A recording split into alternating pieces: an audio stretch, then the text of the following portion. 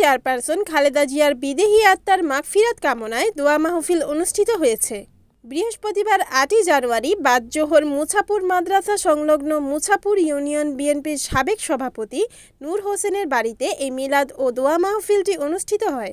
দোয়া অনুষ্ঠানে সাবেক প্রধানমন্ত্রী বেগম খালেদা জিয়ার রুহের মাগফিরাত কামনা করেন এবং নারায়ণগঞ্জ ৫ আসনে বিএনপির মনোনীত প্রার্থী সাবেক এমপি অ্যাডভোকেট আবুল কালামের জন্য বিশেষ মোনাজাত অনুষ্ঠিত হয়। দোয়া অনুষ্ঠানে প্রধান অতিথি হিসেবে উপস্থিত ছিলেন নারায়ণগঞ্জ ৫ আসনের বিএনপির মনোনীত ধানের শীষের প্রার্থী অ্যাডভোকেট আবুল কালাম। বিশেষ অতিথি হিসেবে উপস্থিত ছিলেন নারায়ণগঞ্জ মহানগর বিএনপির যুগ্ম আহ্বায়ক আবুল কাউসার আশা, মহানগর বিএনপির আহ্বায়ক কমিটির সদস্য আওলাদ, বন্দর থানা বিএনপির সাধারণ সম্পাদক নাজমুল হক রানা সহ স্থানীয় বিএনপির অঙ্গ সংগঠনের নেতাকর্মীরা। রিপোর্ট মেহেদী হাসান প্রান্ত, NNTV, নারায়ণগঞ্জ।